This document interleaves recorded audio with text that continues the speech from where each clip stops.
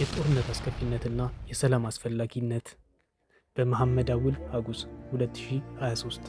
የሰላም ትርጉሙ የጦርነት አለመኖር ብቻ አይደለም፣ ይልቁንም ህዝቦች የጋራ ፍላጎትና ጥቅሞቻቸውን ለማስከበር በጋራ የሚቆሙለት የዜጎች ዓለም ታላቅ ድልብና የፈጣሪ ስጦታ ነው። ዜጎች ተሰባስበው ተረዳድተውና ተመዛዝነው የሚፈጥሩት ምቹና የተረጋጋ የኑሮ ሁኔታ ማለት ነው ሰላም። የሰላም መሰረቱ ፍትህ፣ ለፍትህ መስፈን ደግሞ ቀና መሪ መኖሩ ግድ ይላል። አንድ ማህበረሰብ የታላቅነት ተምሳሌት ሆኖ ሊታይ የሚገባው ባሰፈናቸው የሰላም ጊዜያት እንጂ ባሸነፋቸው ጦርነቶች፣ በገደላቸው ባሰራቸውና ከሀገር ባሳደዳቸው ዜጎቹ ቁጥር ሊሆን አይችልም። የዓለም ስልጣኔዎች የስኬት ጫፍ የደረሱባቸው ዘመናትን ብንቆጥርም ሰላም ማስፈን በቻሉባቸው ዓመታት እንደሆነ ታሪክን የኋሊት መመልከት በቂ ማስረጃ ነው።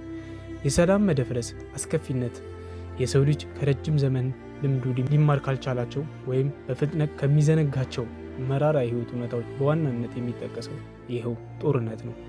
ኢትዮጵያውያን የረጅም ዘመናት የጦርነት ታሪክ ባለቤቶች ነን። ታሪካችን በአብዛኛው የጦርነት ነው ቢባልም ከእውነት የራቀ አይሆንም። እንዳለመታደል ሆኖ ግን ከጦርነቶቹ ምንም የተማርን አይመስልም። እንዴት ለረጅም ዓመታት በጦርነት የኖረ ህዝብ እስካሁን ድረስ የጦርነት አውዳሚነት መገንዘብ አልቻለም? በሀገሪቱ በየዘመናት የተደረጉ ጦርነቶች፣ ግጭቶችና ፍጅቶች ምን ፈጥተዋል?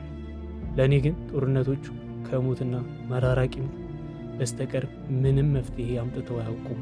ጦርነቶቹ ትተውልን ያለፉት ሰዎች መካከል ምሬትና ጥላቻ ብቻ ነው። ጦርነት በጣም አውዳሚ ነው። ከጦርነት የሚገኝ ምንም ትርፍ የለም። ካለም አትራፊዎቹ የጦር መሳሪያ ነጋዴዎች ብቻ ናቸው። በጦርነት ላይ የመጀመሪያ ተጎጂዎች ህፃናት፣ ሴቶችና አረጋውያኖች ናቸው።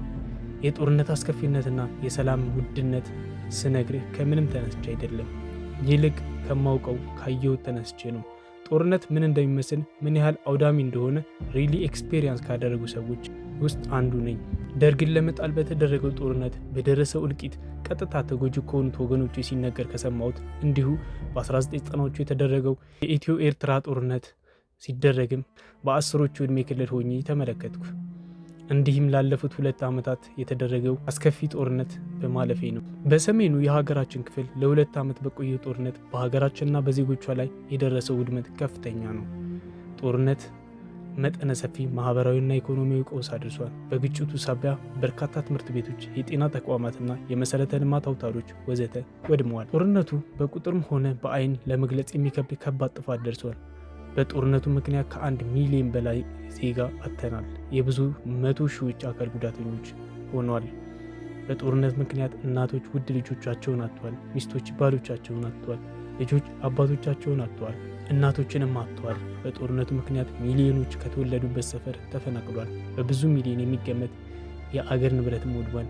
የሀገሪቱም ኢኮኖሚ ደቋል። ጦርነቱ የአንድ ሀገር ልጆች፣ በአንድ ሰፈር ተወልደው ያደጉ ወጣቶች፣ በአንድ ትምህርት ቤት በአንድ ክፍል ያስተማርናቸው ተማሪዎቻችን፣ በአንድ መስሪያ ቤት ሲሰሩ የነበሩ የሥራ ባልደረቦቻችን በዛም በዚህም ሆኖ ተገዳድለዋል። ያማል። ጦርነት ተንታኞች፣ አክቲቪስቶችና የሰበር ዜና ነጋዴዎች እንደሚሉት አይደለም። የጦርነት ተጠቃሚና አቀጣጣዮቹ ራሳቸውና ቤተሰቦቻቸው በኮምፎርት ዞን ያስቀምጡ ናቸው። እነሱ የጦርነት ወላፈን ከማይደርስበት ላይ ናቸው።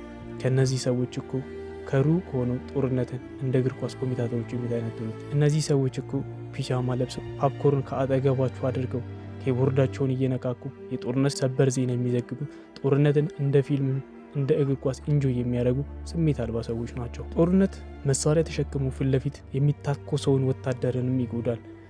ብዙ ጊዜ ታጋዮች በየግንባሩ ያሳለፉት መከራ፣ ችግር፣ ፍልሚያ፣ መቁሰል፣ መራብ፣ መጠማት ሲነገር አንሰማም። ብንሰማማ የጦርነት አስከፊነት ይገባን ነበር። ወታደር በዚያች ወሳኝ ሰዓት ወደ ጠላት ካምፕ የሞት ሞቱን ሲገባ ጠላት የት እንደመሸገ ስለማያውቅ አይኖቹ ላይ ታች ሲንከራተቱ፣ የልብ ምቱ ሲጨምር፣ የጥይት ርምቷ ከሁሉም አቅጣጫ ሲንጫጫ፣ ድንጋጤ፣ ፍራቻው፣ መዋከቡ፣ አጠገቡ ያለው ጓደኛው ተመቶ ሲወድቅ እሱም ተኩሶ ሲገል፣ ከገደለ በኋላም መዋከብና ድንጋጤ ሲጨምር፣ ሌላው ጓዱ ሲመታ ሲቆስን፣ ስለ ወንድ ልጅ አምላክ ጨረሰኝ ግደሉኝ ሲል እግር ተቆርጦ አጠገቡ ሲወድቅ፣ እሱም በድንጋጤ ሰላማዊ ሰው ሲገድል፣ እሱ ራሱ በከባድ ጥይት ጭኑ ስር ሲመታ ሲያቃሰት፣ ህመሙ፣ ቃጠሎ፣ ረሃቡ፣ ጥማቱ ወዘተ ስታስበው ጦርነት ምን ያህል መራር እንደሆነ ይገባሃል። በእኛ ሀገር ብዙ ጦርነቶች ተካሂደዋል።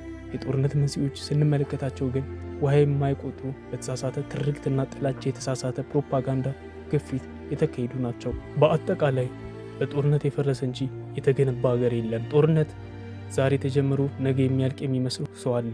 ይሁን እንጂ ጦርነት ከገቡበት መውጫና ማለቂያ የሌለው ነገር ነው። ጦርነት እንደ አድቬንቸር የሚያዝናና የሚመስለው ብዙ ሰው አለ። ጦርነት ምን ያህል አውዳሚ መሆኑን መገንዘብ ያስፈልጋል። ከጦርነቶች ኪሳራ እንጂ ትርፍ እንደማይገኝ የሚያውቅ ጥቂት ነው። ከጦርነት የሚያተርፉ የጦር መሳሪያ ነጋዴዎች ብቻ ናቸው።